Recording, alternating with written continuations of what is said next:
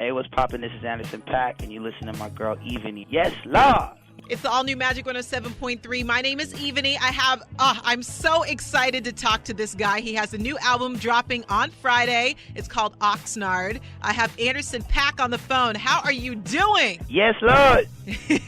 So tell me, how does it feel to have your album come out on Friday? Are you feeling a lot of anxiety? Are you excited? What's going on in your mind right now? I got them butterflies in my stomach, you know. It's like, you know, when it's Christmas the next day, or when you got that like a new baby on the way? The new baby, exactly. Like my baby's, it's actually like my baby's going to college, you know, like it's going to be, my baby's going out into the world, and it's going to be, you know, out and about, and the world has to be on his own, and I raised him up. It's like a crazy feeling. I am super, super excited to hear it. So this is your third album. And I noticed that you kept with the theme of you naming your albums after different cities in California. Why is that? Initially, it was just to give my musical personalities a location, and to kind of, you know, compartmentalize them into different spaces, so we can be like, okay, this is what we're doing on this album, this is what we're doing on this album. And, you know, I've always been a big fan of series, you know, in hip-hop too, you know, whether it was Life and Times, Jay-Z, you know, his Volume series or Dedication series or anything like that. So I just wanted to continue to go up the coast and give people those Cali vibes. Cali vibes on this album. What other kind of vibes can we feel on Oxnard? You've got some roller skating vibes. Ooh, I like that. Booty shaking twerk vibes. Okay. You got some love making vibes. Mm-hmm. You got some you know, go and work out in the gym vibes. You know what I'm saying? You got something you can run from security guards or the police vibes with. There's a lot of different things. All right. Well, looking forward to that. Now, if someone's never heard your music before, how would you describe it to them in 3 words? Range, dynamic, and feel good. Okay, it definitely makes you feel good. The first time that I was ever introduced to you was on the side stage at the BET Awards. And they played, I was so upset because they only gave you like 1 minute. And I'm like, wait a second, I don't want any commercials. I want to see more of this. I was so impressed with your drum playing and just your stage presence. It was everything to me. So I absolutely love that. Yeah, that was killer. I remember I was dreading that performance. I didn't know how I was going to be. And I meet so many people like that said that was the first time they got introduced to my music from that. Yeah, and that was like, was it 2 years ago? Yeah, I think it was like, it might have been, around 2 years ago or something. It's been a minute. And we've been playing your new single, Tints Like Crazy, here in Kansas City. The people are loving it. Thank you so much. You're welcome. You're welcome. So this album, first of all, you're signed to Dr. Dre, and you worked with him on this album. What was it like being in the studio with him, and what was the most important thing that you learned from working with Dre? Working with Dre is great. It's like working with another version of me, like an older, richer version, more in shape version. And he's like a perfectionist, you know, like every detail matters to him. He really cares about it. He's putting 100% into this project as if it was his own project. And you can see it's almost like a childlike inspiration or excitement he's getting from working on this project. And I don't know if he's worked with anybody as close on a project like this since probably like Eminem. Wow. So you can see he's having fun. And I'm just learning to just get more in my bag from working with him and get more on my like attention to detail as well, and also too, you know, you always tell me don't do anything you don't feel. If it doesn't feel right, even if it doesn't feel a little bit in your stomach and your pit, just trust your gut, and you know you don't gotta do nothing you don't feel, and don't be swayed by the money or hype or anything like that. So he's a perfectionist. Are you a perfectionist as well, or do you just do what he says? No, I'm a perfectionist as well, and I fight for what I want as well, just like him. So I think he really respects that, and we always usually we see eye to eye on a lot of stuff, and then where we don't, you know, it's just like a battle royale.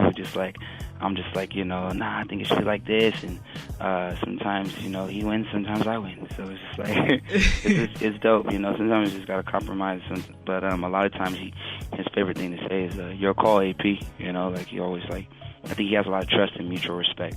So how long did it take for this album to develop? How long did you guys work together? Well, I've been working on it since, it's been over 2 years, you know, right after Malibu came out. I mean, a couple months after it came out, we started working on the next one. Oh, wow. And, and I was on tour a lot for Malibu, so I was going back and forth on it, but Dre kind of just let me go for the first maybe year or so, first year and a half, he let me just rock and figure it out because he was working on his movie stuff and I was on tour a lot, so it was a lot of traveling I was doing while doing this, and I brought it to him. I thought it was done, and he was like, "Nah, you brought 80%," and I was like, "Oh man!" So then like I had to go in with him. We hadn't worked yet, so I went in with him, and we damn near made a whole new album. So I took that what we had and morphed it with what I already had and came up with Oxnard. So a lot of marinating going on in this album, and it's finally out on Friday. Now, you're doing a unique approach to your listening party. You're having Andy's Oxnard Carnival in your hometown of Oxnard. So what made you want to put together a carnival? I wanted to put something real special for the city. You know, my city's going through a lot, the county, going through fires and shootings.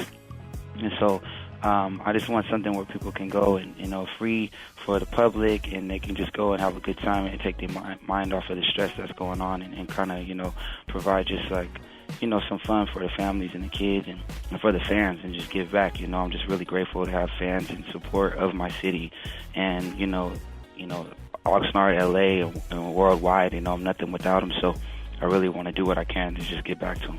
Okay, and so will you have any special guests come through to the listening party? You never know. You never know. Well, I might just have to hop on a plane. You might have to do it, baby girl.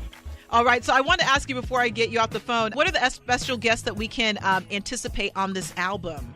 Okay, on this album, we got Kendrick Lamar, of course. We got J.Cole, Pusha T, Snoop Dogg, Q-Tip, Coco Sarai, Kadia Bonet, Norel, Sonia Elise, the Artful Dodger, BJ Chicago Kid, Taylor Parks. We got contributors that are helping to write, like Bruno Mars and Sir, and man, just so many talented people. I am excited, man. I was already excited, but now that you named all those names, that's like the cherry on top. I'm ready. Yeah, it's an amazing thing. So you also have a radio show on Apple Music, on Beats One, Apple Music, called Paak's House.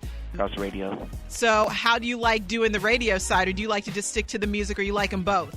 No, I love it because, you know, we incorporate the music on the radio show. You know, it's like just an excuse to jam out with artists and talk and, you know, have some drinks and have fun.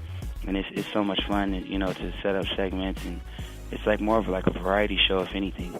And I have a really good time, you know, learning how to do that, and just like vibing with other artists. You know, a lot of times we do the collaboration through the web and through email, and we don't really get to just connect and have fun, and that's exactly what we do on the show.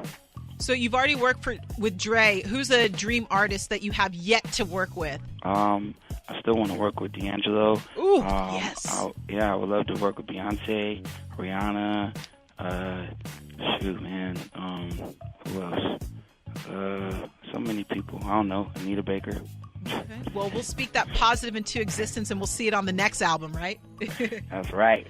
All right. Well, make sure you get his brand new album, Anderson .Paak, Oxnard. It drops on Friday. In the meantime, you can listen to his single Tints right here on Magic 107.3. Anderson, I appreciate you calling in, and good luck on all the sales and everything going on with you for 2019. Do you want to give everyone your Twitter and Instagram? Yeah, Anderson .Paak, ANDERSON.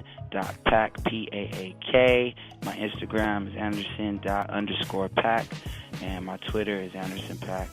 And yes, just Google it and have a blast.